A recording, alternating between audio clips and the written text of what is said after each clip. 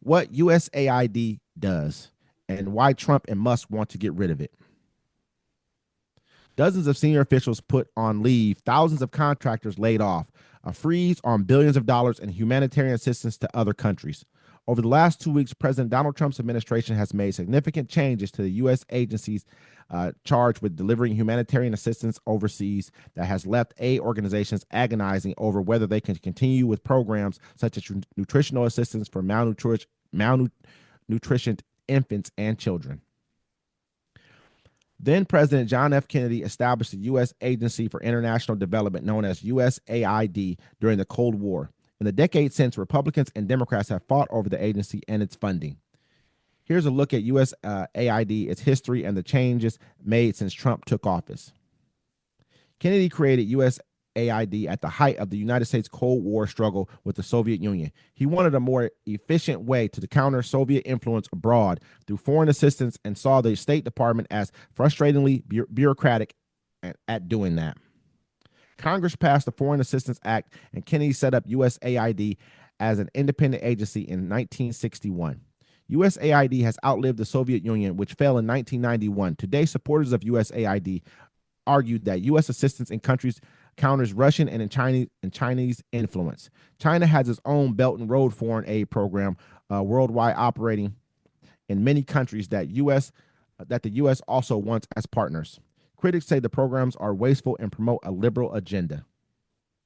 And so basically, man, this is what people have been speaking about this USAID. I've had some pretty in-depth conversations about it, and they've been finding a lot of things where they can say, oh, there's a lot of waste and abuse. Like they said that there was 7.9 million to teach Sri Lankan journalists how to avoid binary gendered language, 20 million for a new Sesame Street show in Iraq, 4.5 million to combat disinformation in Kazakhstan, 1.5 million for art for inclusion of people with disabilities, 2 million for sex changes and LGBT activism in Guatemala, 6 million to transform digital spaces to reflect feminist democratic principles. It's just a bunch of little stuff that they're sending money out to do. But people don't. What I'm smart enough to understand is that a lot of that money, a lot of those, what they label it as, sometimes they're not only used for just like aid programs. Sometimes they're used as militaristic, a way to get around. If I send you military aid and I call it military aid, people are going to say, oh, you're sending military aid over here. But if I send you this and say it's to combat this, then it also can be sent as military aid. China just got caught doing that. They got caught talking about they're sending like telephones or something over to some African nation. It was drones and guns. And guns, yeah, I saw that. You know what I'm saying? Like, this is what's going on. We act like we don't understand that. This is what's been happening. I mean, and at the same time, though, too, sometimes we use propaganda as a tool in order to promote what we want promoted around the world. It happens everywhere. They're promoting propaganda on our social media sites right now. What do we think? Do you think they labeled it propaganda for Americans social media sites? No, they're going to label it something else in their budget if they have to label it at all. The only reason we have to is because we have an actual budget. We have people who actually can say something about it. Other countries, Russia, what are you going to ask Putin what he spent the money on? You're not. See, and the whole thing is all the people that are in there trying to destabilize the government, they're just outsiders looking in.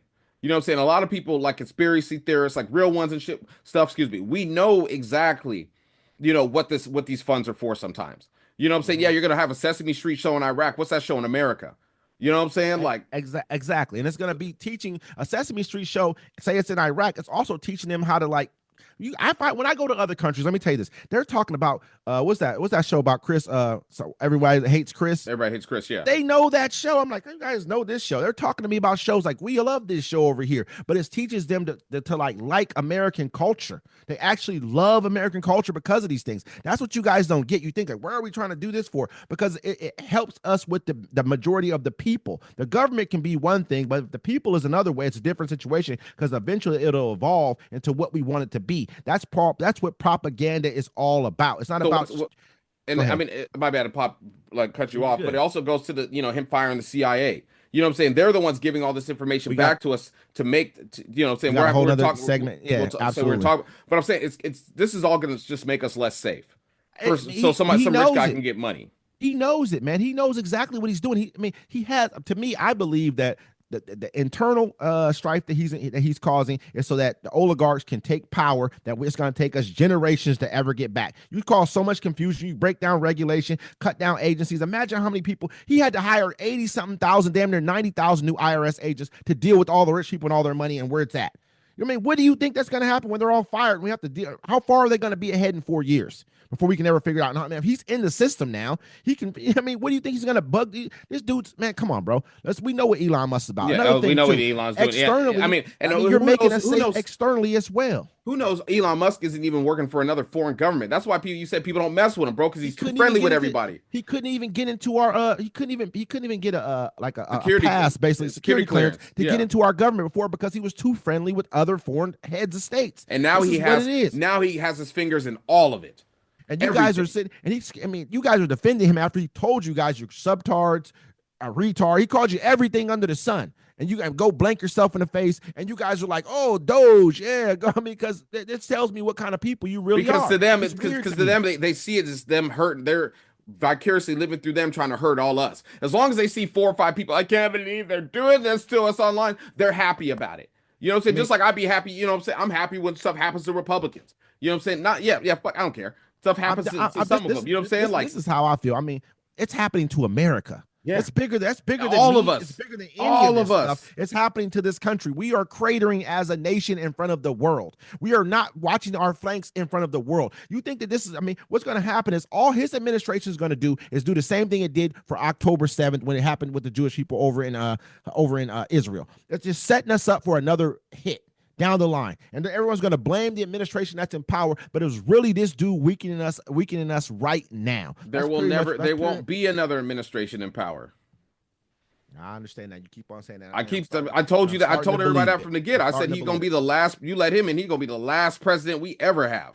I'm starting to believe it. I can't ever. Tell you that I told you, bro. It's like after Obama got elected, like America is not the country that our forefathers wanted us to have. So the only thing we can do is take it and change it. Like Tariq Nasheed says that all the time. He's like, as soon as you beat white people in their own game, they change the rules.